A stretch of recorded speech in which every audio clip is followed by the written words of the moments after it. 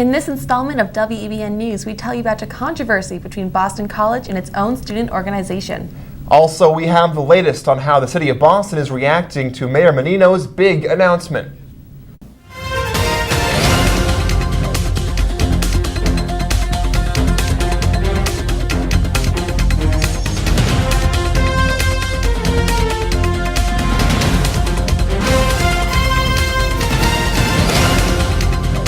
Hello and welcome to WEBN News. I'm Trevor Savage. And I'm Shannon Dwyer. It's been a week since Mayor Thomas Menino announced that this term in office will be his last. This has some wondering what the city will face with a new leader in charge.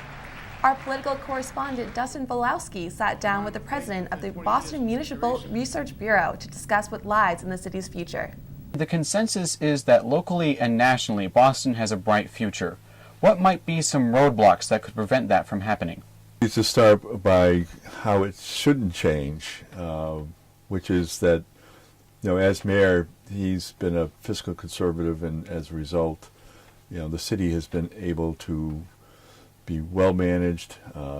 It's weathered 2 recessions without real impact on services, and the mayor has had, particularly in the latter half of his tenure, a really strong financial team, and keeping the city's fiscal health strong has really enabled him to do other things, and really, so that's something that needs to continue. Otherwise, it will be a different city.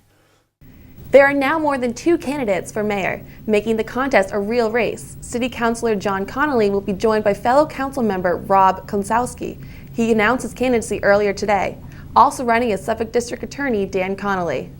Gabriel Gomez is running as a Republican, but he's been expressing some pretty progressive ideas.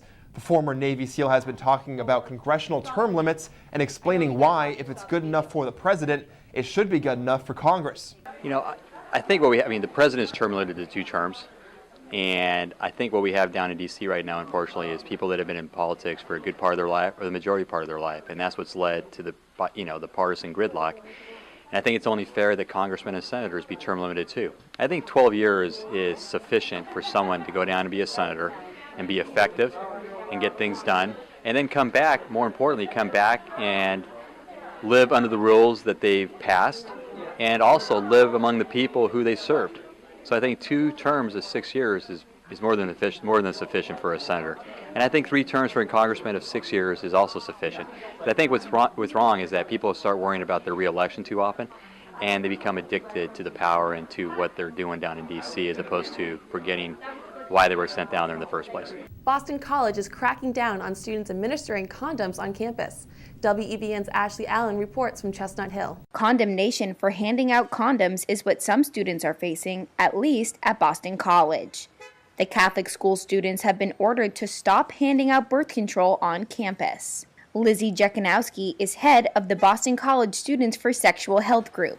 She is leading the fight to make contraception available at BC. We're an independent student group, we're independent of the university, and we seek to expand sexual health resources and information on BC's campus because Boston College does not provide this information. These students host condom pickups and have set up what they call safe sites around campus where students can go for information and sexual resources. But they may not be able to help their classmates much longer. Boston College has sent out a letter threatening the group members with expulsion if they do not stop their work, which is concerning to some students. I know that BC students have sex, so to me it's like, well, there should obviously be condoms available. Aside from the obvious risks of not having contraception available at BC, such as pregnancy and STDs, some are concerned with the message BC is sending its students by banning the distribution of birth control on campus. Saying that we're not going to be handing these out, it's making sex look like it's something that you should be ashamed of. Although Jekanowski says that many Boston College students are in support with making contraceptives available on campus, she also says that there's a great deal of students who can see where the college is coming from and who support the Jesuit tradition. I don't necessarily agree with what the school is doing, but I understand where they're coming from given that it's a private Jesuit institution. I think that the university is 100% within its rights. Students agreed to live by these Catholic values and to respect them. while they're on BC property. The group is scheduled to meet the college's administration on April 29th to discuss the next step. Reporting for WEBN from Boston College, I'm Ashley Allen. The students at BC now have the support of the American Civil Liberties Union on their side, but they hope they can reach an agreement with the school. Cab drivers are being forced to pay an extra for better routes. A 9-month investigation by the Boston Globe revealed that many of the city's taxi drivers have been bribing their superiors to work on busy nights. The 3-part Globe series has also revealed that many drivers are also forced to pay extra money to fuel up their cabs at company gas pumps. The investigation has prompted Boston Mayor Thomas Menino to wage his own investigation into the Boston cab system. Now, parts 2 and 3 of the Globe series are expected to be released this week. And coming up after the break, Andrew Brightman will have a weather update for you. Stay with us.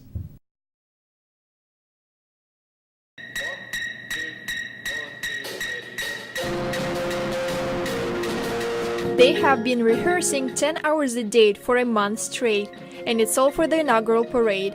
For the first time in 48 years, the Boston Crusaders Drum and Bugle Corps has been chosen to perform in front of the president. Initially, it was kind of a little shocking, kind of surprising. 20 volunteers flew to Washington, D.C. to help, and half of them are parents. For the last month, I have been taking measurements both in Florida, where I live, and via internet, and assigning uniforms to these kids. And so the last day and a half, we've made sure they all fit them. One of those wearing a color guard uniform came especially from overseas. Jennifer Rohrer applied for Boston Crusaders from her native Germany. Knowing that I'm not American, it's kind of like an honor to be here and represent Europe in a way and, connect the two continents. All 140 members of the Corps flew from different parts of the country. Tom Spatera is an executive producer for the Crusaders. He says this trip will cost about $30,000, but he believes the experience is much worth it.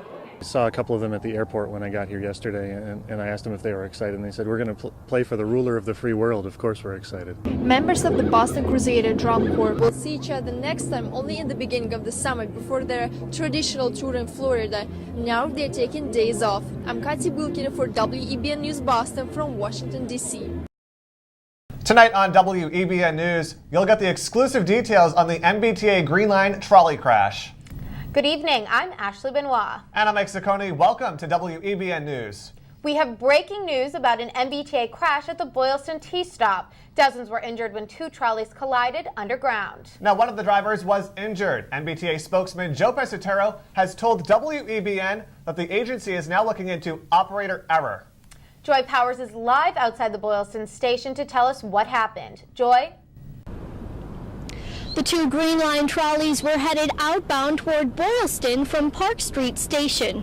One trolley stopped, the other one didn't. Emily Fratchling was on the one that didn't. She saw her trolley coming for a collision. Very weird. Now, in retrospect, I didn't realize it was such a huge deal. And then, going closer, I was like, okay, we're not going to slow down. It's going to brake really fast, like sometimes the T does. And then I was like, wow, we're about to hit it. And then it just happened. Emergency workers rushed to the scene to help passengers. Between 100 and 200 passengers had been on the trolleys when the accident happened. 36 people were injured. 9 people were wheeled out in stretchers. They suffered possible head and neck injuries. They were taken to nearby hospitals for evaluations and treatment. The superintendent and MBTA chief John O'Connor has said no one appeared to have life-threatening injuries. Shortly before noon, we received a call that there was a trolley made contact with a 2-car trolley that was on the platform here at the station. Transit police along with EMS and Boston Fire responded and discovered that an accident had occurred. There were a number of injured. EMS and Fire escorted individuals out of the station. Currently, transit police were conducting an investigation into the facts and circumstances of what occurred here today. Boston EMS Chief James Hooley believes the crash could have been worse. Initially, when they extricated up about 9 patients that required some mobilization from neck injuries, loaded them up, transported them off. All the rest, there was about another 26 that we evaluated for minor injuries, bumps, contusions. And we brought them over. The team provided a bus for us to get them out of the cold weather. And we're evaluating them, and they're being distributed to hospitals in Boston as well. The station was closed for several hours while authorities investigated the crash. It reopened mid-afternoon with few delays. Live in Boston, I'm Joy Powers for WEBN News.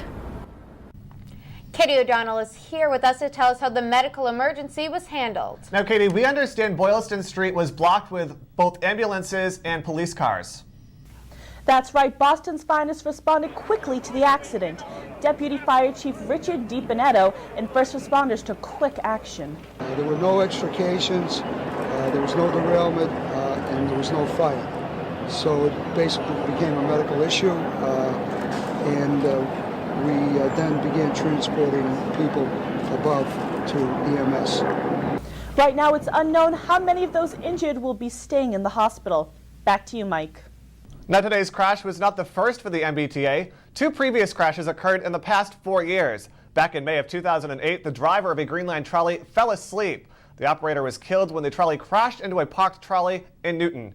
Now, one of the passengers was seriously injured. $8 million in damage was reported.